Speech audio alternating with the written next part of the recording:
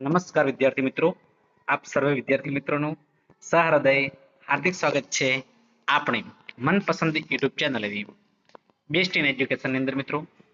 તો મિત્રો, આજે આપણે ધોરણ 10 વિષય છે સામાજિક વિજ્ઞાન, તારીખ 16/1/26 રોજ જે મિત્રો સામાજિક વિજ્ઞાનનું પેપર લેવાનું છે તેનું મિત્રો આપણે વિગતવાર સોલ્યુશન કરીશું. તો વિદ્યાર્થી મિત્રો, વિડીયો તમારે સ્કીપ કર્યા વગર છેલ્લે સુધી પૂરેપૂરો જોવાનો છે અને હા, પસંદ આવે તો તમારે એક લાઈક પણ કરી દેવાની છે.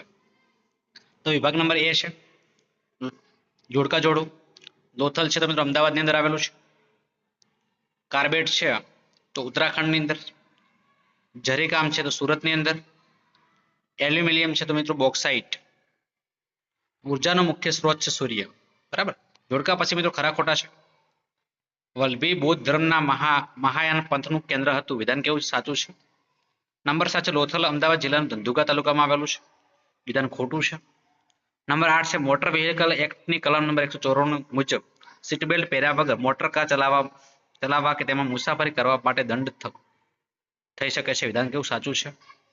શ્રીલંકા માનવ વિકાસ આંકમાં ભારતથી નીચેના ક્રમે છે. વિધાન કેવું છે? ખોટું છે. બળવાખોરી વૈશ્વિક સમસ્યા છે. વિધાન ખોટું છે. ખાલી જગ્યામાં યોગ્ય વિકલ્પ પસંદ કરીને લખવાનું છે. નંબર 11 છે પ્રાચીન ભારતમાં જ્યોતિધરોએ સમગ્ર દેશને ખાલી જગ્યાઓ વિશાળ નામ આપ્યું હતું.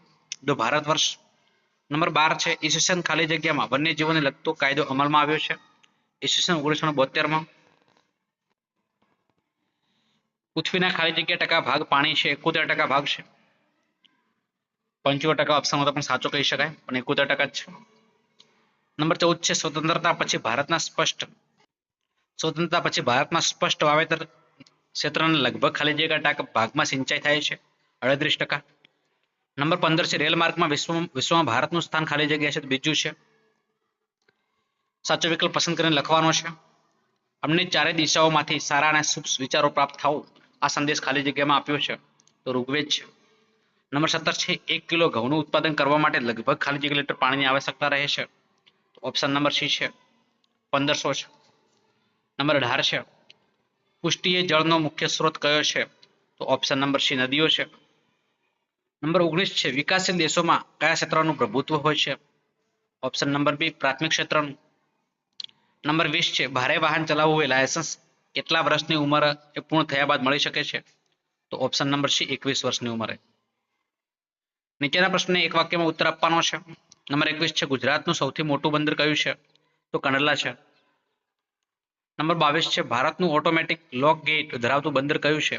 ભાવનગર બંદર છે.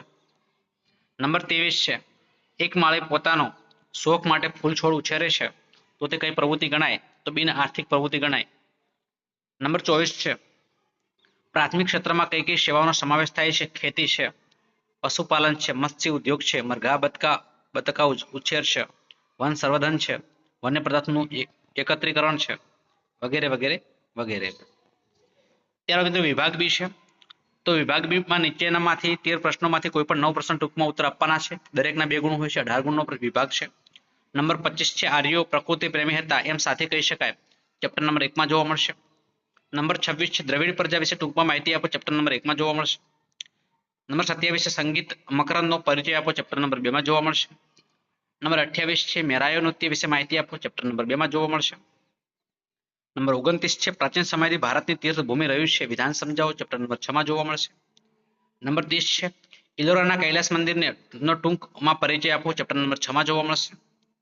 નંબર 31 છે પારિભાષિક શબ્દનો અર્થ આપો. ચેપ્ટર નંબર 12 માં જોવા મળશે. નંબર 32 છે નિવર્ણીકરણની અસરો જણાવો. ચેપ્ટર નંબર 9 માં જોવા મળશે. નંબર 33 છે એલ્યુમિનિયમના ઉપયોગો જણાવો. ચેપ્ટર નંબર 12 માં જોવા મળશે. નંબર 34 મને ઓળખો પૂર્વનું Manchester Sunrise Industries. Chapter number 13 માં જોવા મળશે. નંબર 35 છે ભારતમાં સુતરાઉ કાપડ ઉદ્યોગની સામે કઈ કઈ સમસ્યાઓ હતી? ચેપ્ટર નંબર 13 માં જોવા મળશે. નંબર 36 છે આતંકવાદની આર્થિક અસરો જણાવો. ચેપ્ટર નંબર 20 ની અંદર મિત્રો જોવા મળી શકે છે. નંબર 37 છે સાંપ્રદાયિકતા દૂર કરવાના ઉપાયો લખો. ચેપ્ટર નંબર 20 માં મિત્રો જોવા મળશે. ત્યારબાદ વિભાગ સી તરફ આગળ વધીશું. નંબર 38 છે મોહિત દળના જાહેર સ્નાનગાર અને જાહેર મકાનોની માહિતી આપો. ચેપ્ટર નંબર 3 માં જોવા મળશે. ગુજરાત સ્થિત મંદિર જેનું નકશીકામ ઈરાની શૈલીમાં થયું છે તે મંદિરનો પરિચય આપો. ચેપ્ટર નંબર 6 ની અંદર મિત્રો જોવા મળી શકે છે. નંબર 40 છે પ્રાચીન યુગના તમિલ સાહિત્યનો પરિચય આપો. ચેપ્ટર નંબર 4 ની અંદર જોવા મળશે મિત્રો. જમીન ધોવાણ એટલે શું? જમીન ધોવાણ અટકાવવાના ઉપાયો જણાવો. ચેપ્ટર નંબર 11 માં જોવા મળશે. નંબર 42 છે કાળી જમીનને કપાસની જમીન કહેવામાં આવે છે. કારણ આપો. ચેપ્ટર નંબર 8 માં જોવા મળશે. નંબર 43 છે પર્યાવરણની સુરક્ષા માટેના પગલાઓ જણાવો. ચેપ્ટર નંબર 7 ની અંદર જોવા મળશે. નંબર 44 છે ભાવ નિયંત્રણમાં જાહેર વિતરણ પ્રણાલીની ભૂમિકા સ્પષ્ટ કરો. ચેપ્ટર નંબર 17 માં જોવા મળશે. નંબર 45 છે ગ્રાહકનું શોષણ થવાના કારણો જણાવો. ચેપ્ટર નંબર 18 માં જોવા મળશે. ગુજરાત સરકારે મહિલા સમાનતા માટે કઈ કઈ યોજના અમલમાં મૂકી છે. ચેપ્ટર નંબર 19 માં જોવા મળી શકે છે. વિભાગ ડી તો વિભાગ ડી 47 થી 53 પ્રશ્નો હોય છે. કોઈ પણ મિત્રો 4 પ્રશ્નો લખવાના છે. બહુ જ સરળ કહેવાય. 47 નંબરનો પ્રશ્ન છે પ્રાચીન ભારતે ગણિતશાસ્ત્રમાં સાંધેલી પ્રગતિ વિશે ટૂંક નોંધ લખવાની છે. ચેપ્ટર નંબર 5 છે પ્રાચીન ભારતમાં વાસ્તુશાસ્ત્ર વિશે માહિતી આપો. ચેપ્ટર નંબર 5 માં જોવા મળશે. ભારતમાં કૃષિ ક્ષેત્રે થયેલા ટેકનિકલ સુધારાઓ જણાવો. ચેપ્ટર નંબર 10 માં જોવા મળશે. કપાસના પાક માટે કયા કયા અનુકૂળ સંજોગો જરૂરી છે અને કપાસનું ઉત્પાદન કરતા ભારતનું નોંધપાત્ર રાજ્યો કે પ્રદેશોના નામ લખવાના છે, નામ જણાવવાના છે. ચેપ્ટર નંબર 10 ની અંદર મિત્રો જોવા મળી શકે છે. નંબર 51 છે મનરેગા કાર્યક્રમની સ્પષ્ટતા કરો. ચેપ્ટર નંબર 17 ની અંદર જોવા મળશે મિત્રો. મનરેગા યોજના બહુ સરસ પ્રશ્ન હતો. નંબર 52 છે બેરોજગારીના મુખ્ય સ્વરૂપો પ્રકારો વિશે માહિતી આપો. ચેપ્ટર નંબર 17 માં જોવા મળી શકે છે મિત્રો.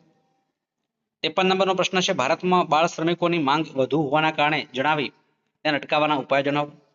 ચેપ્ટર નંબર 21 ની અંદર જોવા મળી શકે છે. ત્યારબાદ મિત્રો પ્રશ્ન 54 છે ભારતના રેખાંકિત નકશામાં નીચેની વિગતો યોગ્ય સંજ્ઞાઓ વડે દર્શાવો. તો કાપણી જમીન ચેપ્ટર નંબર 8 માં જોવા મળશે. વ્યવસ્થિત નકશો તમારે દોરવાનો છે. ગીર અભયારણ્ય છે ચેપ્ટર નંબર 9 ની અંદર. કોફી પકવતો પ્રદેશ છે કુર્ગ ચેપ્ટર નંબર 10 માં જોવા મળશે. સૂત્ર કાપડનું ઉદ્યોગનું એક કેન્દ્ર છે. ચેપ્ટર નંબર 13 ની અંદર જોવા મળી શકે છે. ત્યારબાદ મિત્રો ફક્ત દ્રષ્ટિહીન વિદ્યાર્થીઓ માટે છે. કાપણી જમીન કયા રાજ્યમાં આવેલી છે? બીજું ગીર અભયારણ્ય કયા રાજ્યમાં આવેલું છે? કોફી ઉત્પાદન કરતો કુર્ગ પ્રદેશ કયા રાજ્યમાં આવેલો છે? અને સુતરાઉ કાપડ ઉદ્યોગનું એક કેન્દ્રનું નામ જણાવવાનું છે.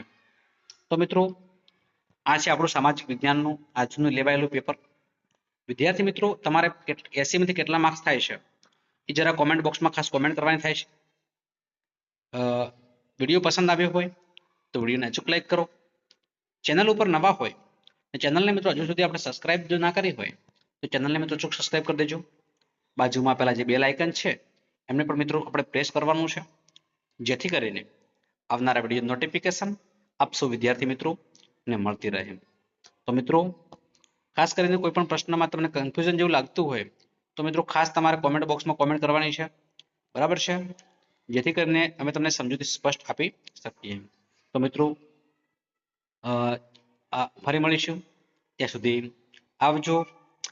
જય હિન્દ, જય ભારત, જય માતાજી.